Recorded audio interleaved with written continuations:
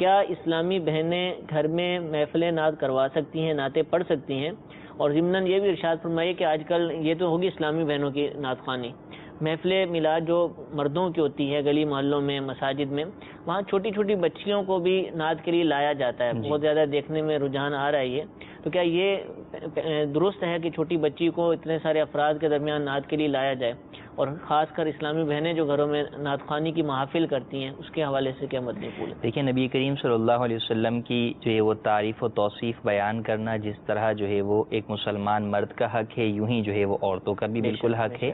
تو نبی کریم صلی اللہ علیہ وسلم کی سیرت طیبہ بیان کرنا، نبی کریم صلی اللہ علیہ وسلم کی نعتیں پڑھنا بالکل خواتین کے لیے بھی نہ صرف جائز بلکہ مستحسن اور مستحب جو ہے وہ عمل ہے۔ ہاں، اس بات کا خیال رکھنا ضروری ہے کہ عورت کے تمام معاملات کے اندر پردے کی رعایت جو ہے وہ ضروری ہے۔ اس سے آپ اندازہ لگائیں کہ نماز جو کہ فرض جو ہے وہ عبادت ہے، اس تک میں یہ کہا گیا کہ جب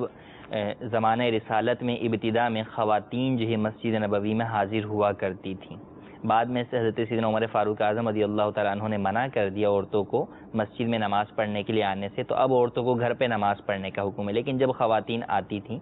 تو اس وقت بھی جب جیسے امام سے کوئی غلطی ہو جائے، رکوع میں جانا تھا رکوع میں نہیں گیا بھول گیا، یا 2 رکعت کے بجائے تیسری رکعت کے لیے کھڑا ہو گیا، کوئی بھی غلطی ہو گئی، تو اب پیچھے سے لقمہ دیتا ہے مقتدی، ٹھیک ہے، تو اس میں جو مرد مقتدی ہے وہ تو تسبیح کے ذریعے لقمہ دے گا، امام کو بیٹھنا تھا کھڑا ہو گیا تو اس نے سبحان اللہ کہہ دیا، یا کھڑا ہونا تھا بیٹھ گیا تو اللہ اکبر کہہ کے لقمہ دے دیا۔ لیکن اس میں بھی عورتوں کو اس بات کی اجازت نہیں دی گئی کہ وہ اپنی زبان سے جو ہے وہ لقمہ دیں، بلکہ ان کو یہ کہا گیا کہ وہ جو ہے وہ تصفیق کریں گی کہ ہاتھ پر ہاتھ مار کر جو ہے وہ اشارے سے آواز سے جو ہے وہ امام کو اس طرف متوجہ کریں گی کہ امام جو ہے وہ غلطی کی طرف جا رہا ہے یا غلطی کر رہا ہے۔ تو نماز جیسی اہم عبادت اور لقمہ اس لیے کہ جناب لقمے سے نماز کو فاسد ہونے سے بچانا ہے یا نماز کو مکروہ ہونے سے بچانا ہے، تو اس میں بھی یہ کہا گیا کہ عورتوں کی پردے کو جو ہے وہ ملحوظ خاطر رکھا گیا۔ تو یوں ہی تمام معاملات کے اندر یہی ہے کہ نعت رسول مقبول صلی اللہ علیہ وسلم حضور کی بارگاہ میں پیش کریں گی خواتین یا اپنی خواتین کی ہی محفل ہو، تو بس اس بات کا خیال رکھنا ضروری ہے کہ آواز غیر محرم مردوں تک نہ پہنچے، کیونکہ عورت کی نغمے والی آواز بھی عورت ہے، یعنی چھپانے کی چیز ہے، نہ اس کا اتنی آواز سے پڑھنا جائز کہ غیر محرم مردوں تک آواز پہنچے، اور نہ ہی مردوں کا عورت کے نغمے والی آواز سننا جو ہے وہ جائز ہے۔ اور مرد سنے گا نہیں، مرد جو ہے وہ سن بھی نہیں سکتا، اس کے لیے سننے کی بھی اجازت نہیں ہے۔ تو اس بات کا خیال رکھنا ضروری ہے کہ محافل گھر میں اگر منعقد کریں تو گھر میں ایسے کمرے میں منعقد کریں کہ آواز باہر نہ جائے، اور آواز بھی آہستہ رکھیں، کیونکہ آواز تو دیکھیں جب اس کو جگہ ملے گی تو وہ باہر جائے گی، تو خود خیال رکھتے ہوئے آواز جو ہے وہ آہستہ رکھیں گے۔ نبی کریم صلی اللہ علیہ وسلم کو سنانے کے لیے جو ہے وہ نعت خوانی کی جا رہی ہے، آپ علیہ الصلوۃ والسلام کے تو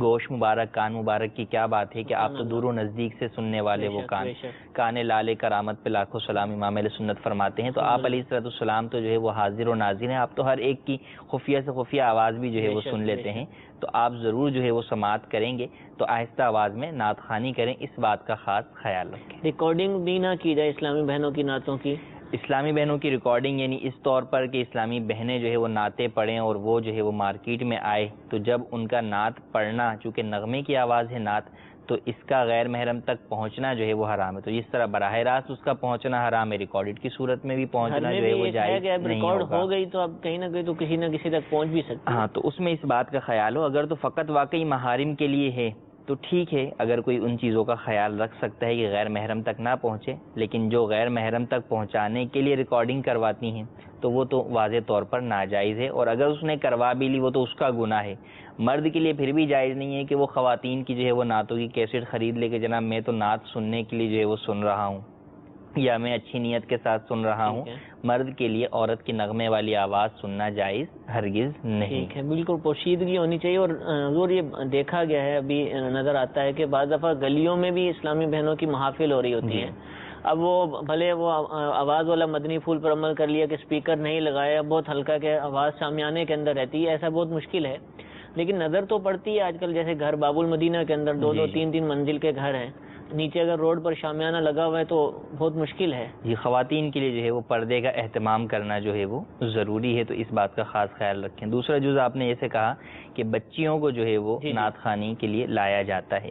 یعنی والد یا بھائی جو ہے وہ اپنی چھوٹی بہنوں کو یا جو ہے بچیوں کو مردوں کی محافل میں لے کر آ جاتے ہیں. دیکھیے بہت چھوٹی بچی ہے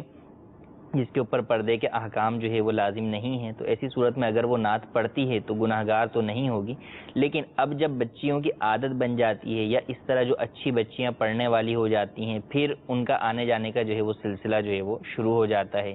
اب اگر وہ ایسی حالت میں آ گئیں کہ ان پر پردے کے احکام جو ہے وہ لازم ہو رہے ہیں، تو اب ان کو بھی پردے کا حکم اپنی آواز کو بھی کروانا ضروری ہے کہ ان کی آواز بھی غیر محرم مردوں تک نہیں پہنچے. تو شروع سے ہی اس بات کی عادت ڈالیں کہ بچیوں کو مردوں کی محافل میں لائیں ہی نہیں. بچیوں کی نعت خوانی کے اوپر حوصلہ افزائی کرنی ہے، نعتیں ان سے پڑھوانی ہیں، ان میں نعتوں کا جذبہ بیدار کرنا ہے، تو خواتین کی محفل میں ہی ان سے نعتیں پڑھوائیں.